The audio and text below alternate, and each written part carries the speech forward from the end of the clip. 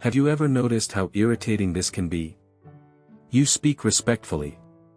You make a solid point. And yet, some people brush you off as if what you said doesn't matter at all.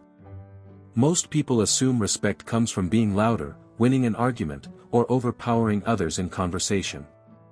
Stoic philosophy teaches the opposite. Real power isn't found in volume. It's found in composure, clear, deliberate words delivered without desperation or emotional noise. Here are 5 phrases that immediately command respect.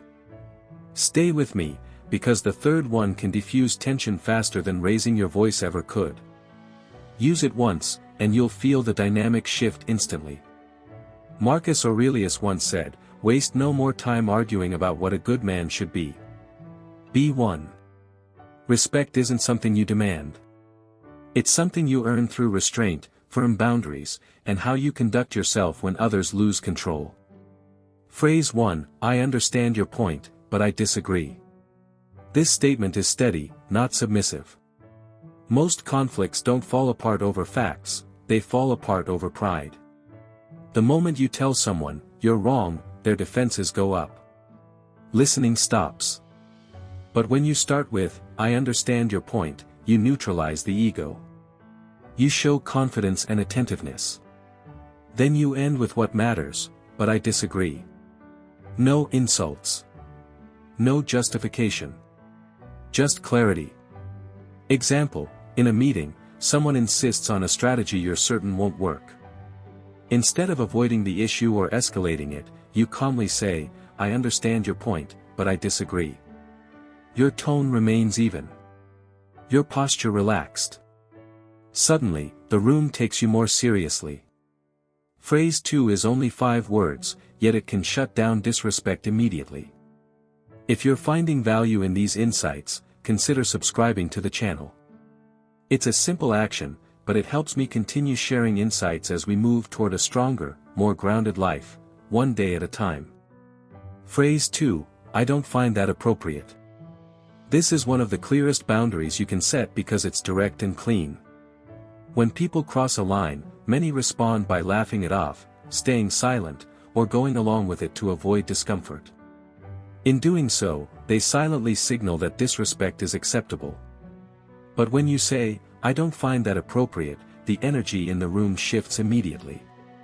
There's no debate. No explanation. Just a clear line drawn. Example, at a dinner table, somebody makes an irritating joke and waits for approval. You pause. Take a breath. Look at them calmly and say, I don't find that appropriate. No lecture. Just self-respect. And here's the unexpected result, when you say it, others often feel relieved, because you've voiced what they were thinking but didn't dare to say. Phrase 3, let's continue this when we can be respectful. This is the Stoic way of shutting down chaos without avoiding the situation. There's a point where dialogue stops being dialogue, voices get louder, interruptions pile up, and language turns sharp and hostile. Most people respond in one of 2 ways, they either escalate and mirror the aggression, or they withdraw and feel defeated. This phrase offers a third path, authority without confrontation. You don't deliver it with frustration or menace. You state it calmly, like a principle, let's continue this when we can be respectful.